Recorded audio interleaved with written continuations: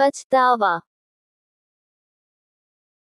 सुंदर नगर नाम के एक गांव में महेश नाम का एक आदमी रहा करता था। महेश के दो बेटे थे। बड़े बेटे का नाम था राम और छोटे बेटे का नाम था श्याम। बस ये तीन लोग ही घर में रहते थे। महेश अपने दोनों बेटों से बहुत प्यार करता है। महेश पेशे से एक किसान था। राम अधिकतर समय अपने पिता के साथ ही रहता और उनका काम में हाथ बटाता। राम अपने पिता की हर बात मानता और उनकी सेवा करता। वहीं दूसरी तरफ श्याम अपना अधिकतर समय बाहर आवारा दोस्तों के साथ खेल कूद में ही बिता देता। श्याम अपने पिता की बात भी बहुत कम मानता था। इस दोनों भाइयों के विचार और व्यवहार में बहुत फर्क था। समय बीतता गया। राम और श्याम जवान हो गए। जब श्याम घर का कोई काम न करता तो पिताजी और राम दोनों मिलकर उसे समझाते कि अब तो अपनी जिम्मेदारियों को निभाना सीख।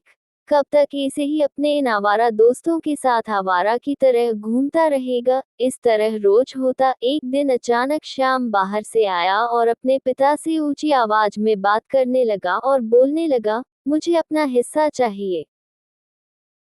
मैं आपके बनाए हुए कड़े और नियम में नहीं रह सकता। मुझे ये घर छोड़ कर जाना है। तंग आ गया हूँ रोज की कैच कैच से। जब देखो ये न करो वो न करो और रोज सुनाते रहते हैं। इधर पिता ने श्याम को प्यार से देखा और समझाते हुए कहा, बेटा, ये सब तुम्हारा ही तो है। आखिर यहाँ से अलग होकर कहाँ जाओगे? कैसे रहोगे? हम सब एक परिवार है। मिलजुल कर रहने में ही भलाई है। लेकिन श्याम पर अपने पिता की बातों का कोई असर ही न हुआ। वो बस अपनी जिद पर अड़ा रहा।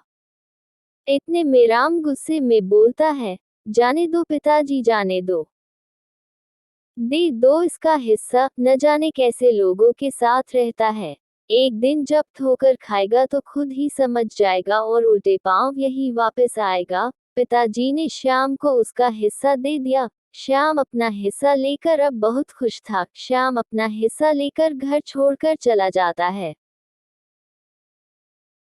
अब श्याम को कोई रोकने टोकने वाला न था। बस अब सब कुछ अपनी मर्जी से करता। श्याम अपने उन्हीं दोस्तों के साथ मिलकर रहने लगा। उसके दोस्त अच्छे नहीं थे। श्याम शुरू से ही बुरी संगत में था, जिसका नतीजा आज उसके साथ ऐसा हो रहा था। कुछ दिन तक तो सब ठीक चलता रहा, लेकिन एक दिन ऐसा आया जब श्याम के पास सब पैसे खत्म हो चुके थे। श्याम ने सोचा, क्यों ना अब अपने दोस्तों से पैसे लिए जाए। आखिरकार हम सब साथ में रहते हैं और मैंने अपने दोस्तों की बहुत मदद भी की है। यही सोच लेकर श्याम अपने दोस्तों के पास पैसे मांगने पहुंचा। श्याम के दोस्तों ने श्याम को पैसे देने से मना कर दिया और बहाने मारने लगे। ये वही दोस्त थे जो कल तक श्याम के पैसों से मजे करते थे। अब श्याम का उन लोगों से पैसे को लेकर बहस हो जाती है। बात इतनी बढ़ जाती है कि सभी श्याम को वहां से मरकर निकाल देते हैं। आखिरकार श्याम उदास मन से मुंह लटकाए वहां से चला जाता है। श्याम इस बात को बहुत देर से समझा कि ये लोग मेरा बस इस्तेमाल कर रहे थे। अब जैसे पैसा खत्म हुआ तो लात मारकर मुझे घर से निकाल दिया। श्याम के पास खाने के भी पैसे नहीं थे। 2-3 दिन श्याम भिखारियों की तरह इधर उधर भटकता और कोई कुछ दे देता तो खा लेता। इस तरह रूखा सूखा खाकर कहीं कोने में सो जाता। अब श्याम को अपने पिता की याद आने लगी। अपने पिता की कही गई बातों को सोचकर श्याम फूट फूट कर रोने लगा। उसे अपने भाई की नसीहतें याद आने लगी। खुद को श्याम कोसता हुआ कहता है, मैं कितना अज्ञानी था जो इन दोस्तों के बहकावे में आ गया और अपना घर घर छोड़ दिया। इन दोस्तों ने मेरे दिमाग में ऐसी बातें भर दी कि मैं खुद अच्छे और बुरे में फर्क ही न कर पाया। बस अपनी अज्ञानतावश में अपने पिता और भाई की बताई बातों को समझ ही न पाया। श्याम बहुत कमजोर हो गया था। अब उसे अपने किए पर बहुत पछतावा हो रहा था। सोच रहा था कि काश मैं अपने पिता और भाई की बात मान लेता। मैं उन लोगों की बातों को समझ ही नहीं पाया। श्याम की आंखों से पछतावे के रूप में आंसू बाहर निकल रहे थे। अब श्याम अपने घर वापस जाने की सोचता है कि घर जाकर माफी मांग लूंगा। किसी तरफ फटे हाल श्याम घर पहुंचता है।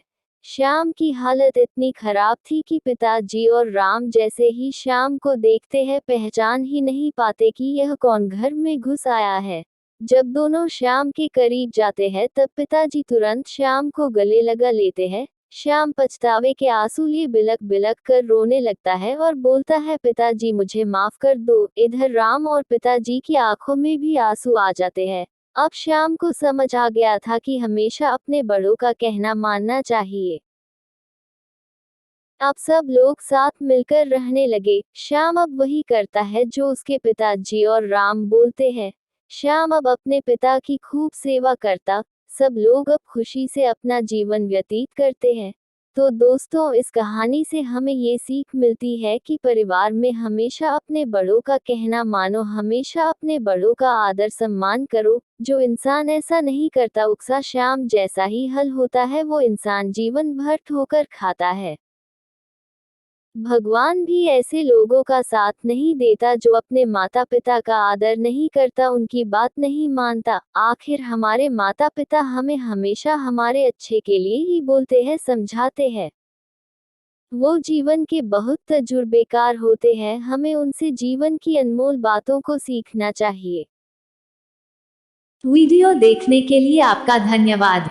वीडियो पसंद आया हो तो हमारे चैनल को लाइक, शेयर और सब्सक्राइब करें और नीचे दिए बेल आइकॉन को भी दबाएं।